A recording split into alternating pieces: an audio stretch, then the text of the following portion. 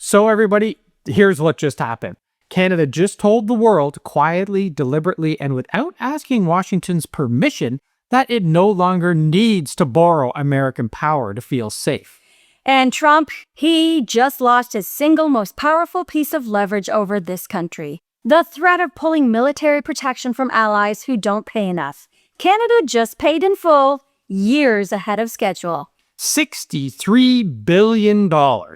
That is Canada's new defense budget for 2026. And it's not just a number. That is a declaration.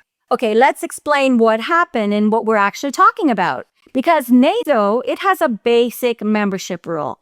Every country should spend at least 2% of their entire economy on defense.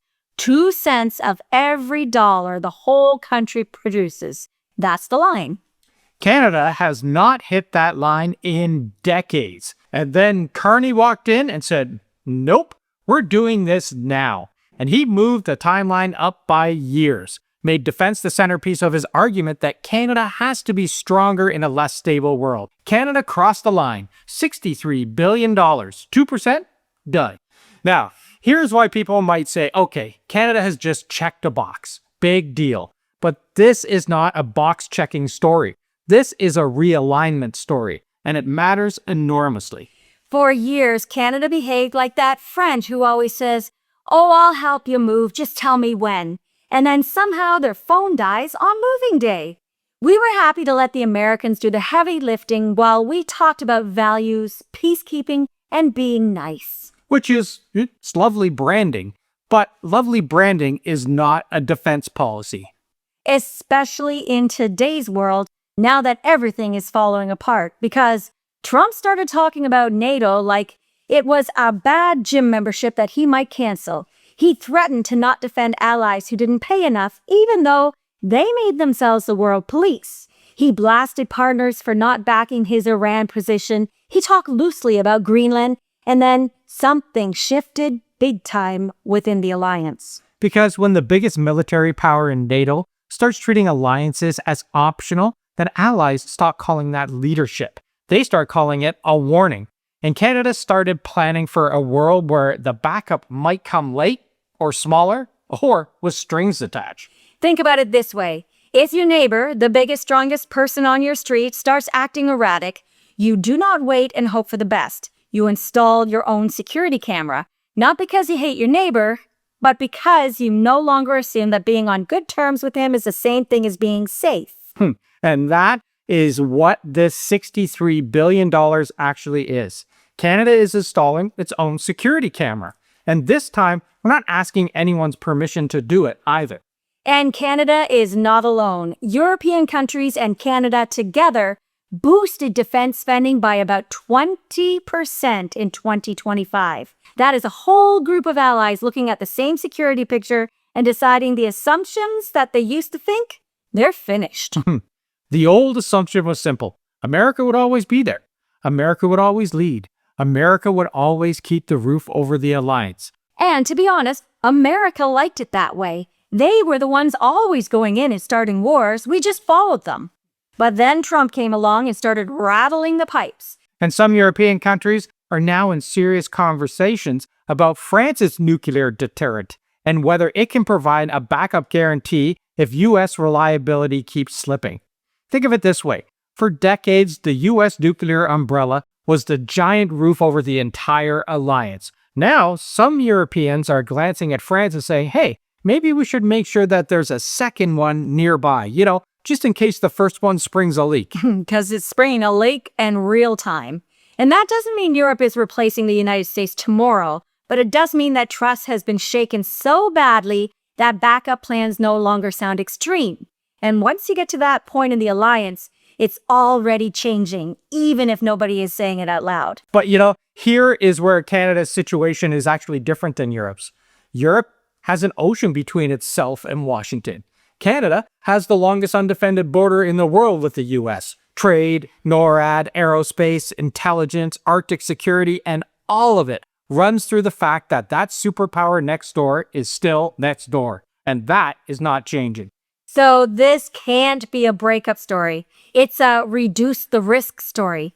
Canada isn't trying to escape North America, but Canada is trying to become less vulnerable inside North America. Yeah, and there's a massive difference there. The first fantasy, America will always protect us no matter what, well, that's gone. The second fantasy, we'll just ignore the US and do our own thing, well, that's equally as naive. The serious path is messier. You have to spend more, build capacity, diversify, work more closely with Europe, and keep dealing with the US just because you have to. But stop assuming that dependence is the same as safety. Now, some people will say that this proves Trump was right, that all he had to do was shout loud enough and NATO countries finally opened their wallets. And yes, pressure played a role. Even NATO's own Secretary General has said that Trump's rhetoric helped push allies towards the target. Now, I'm not saying we trust that guy, just check out yesterday's video to see what we mean. But there is a crucial difference between being inspired by someone and being scared of someone. Countries are not spending more because Trump gave them confidence, the exact opposite. They're actually spending more because Trump destroyed confidence. And for Canada, the Arctic is impossible to ignore. When people hear defense, they picture Europe, tanks, warships, fighter jets. But for Canada, the North, it's a territory. Access, surveillance, shipping routes, critical infrastructure, and sovereignty. It's all wrapped together. If Canada cannot monitor it, supply it, or defend it, then somebody else starts testing the edges. Okay. In a world where Trump is talking about taking over Greenland every couple of months, and major powers are paying more attention to the North, and Arctic shipping routes are becoming more strategically valuable every year, well, this stops being theoretical very quickly. There's also a domestic angle here too, Dave, and that matters for ordinary Canadians. Because for years, governments treated defense spending like the kind of thing you only talk about after you've already dealt with housing, healthcare, inflation, and everything else. And politically, that made sense. It's really hard to sell jets and submarines when people are trying to pay the rent. And when the world was stable, well, it even made more sense. But the problem is that weak defense does not stay in its own neat little box. It spills into procurement, jobs, shipbuilding, technology, infrastructure, Arctic communities, and whether Canada has any leverage when bigger powers start making those demands. Now, some Canadians will hear the word rearmament and picture a war movie. I know I did. But here's the reality. Modern defense looks nothing like what most people picture. No, nowadays it's cyber attacks, drone systems, satellite surveillance, Arctic monitoring stations, heck, ports, roads, communications networks. It's a whole ton of stuff. And whether your country can still function if somebody starts targeting the systems underneath your daily life, not just tanks and soldiers and guns. And practically speaking, rearming often means very unglamorous things like better housing for military families, better recruitment, better maintenance, better communication systems, and more domestic productions with more reliable logistics. It's less Top Gun and more fixing the furnace before winter hits.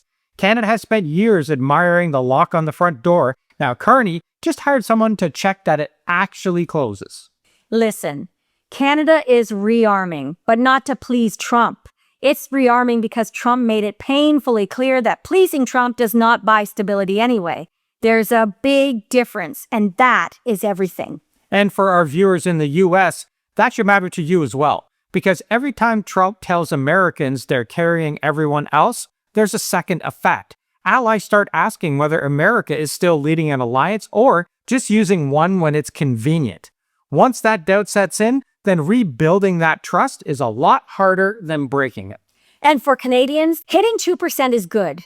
It was overdue, that's for sure. But it's not the end of the discussion. It's the beginning of a much bigger adjustment. Because now, the question is not whether Canada can hit an old NATO benchmark.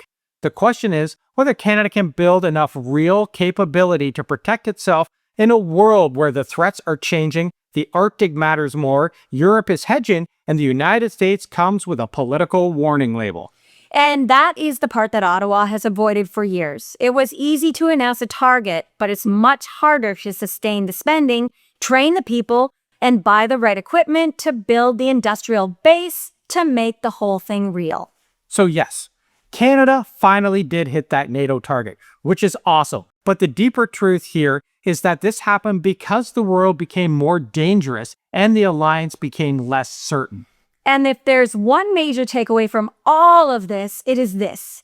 Canada can no longer afford to assume that somebody else will always take care of the hard part. Now, that doesn't mean we have to go out there and freak out and panic. It means seriousness. It means acting like sovereignty is not just a flag and a speech. It is capacity, it's readiness, it's leverage. It's being strong enough that nobody gets to make your choices for you.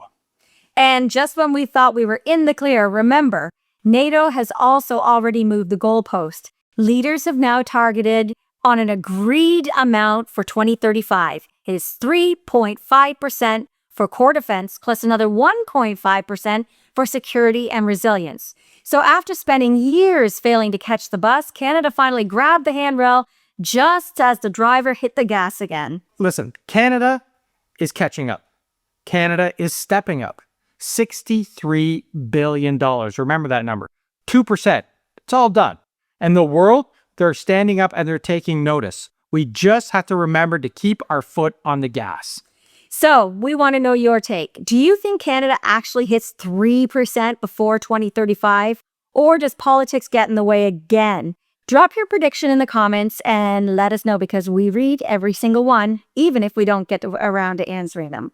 And if you want to help support this channel and keep it going, why not check out the links down in the first comment? There's links to our merch store. You can help support us that way. Or join the A-Team, where you get some behind-the-scenes look at what we do every single day.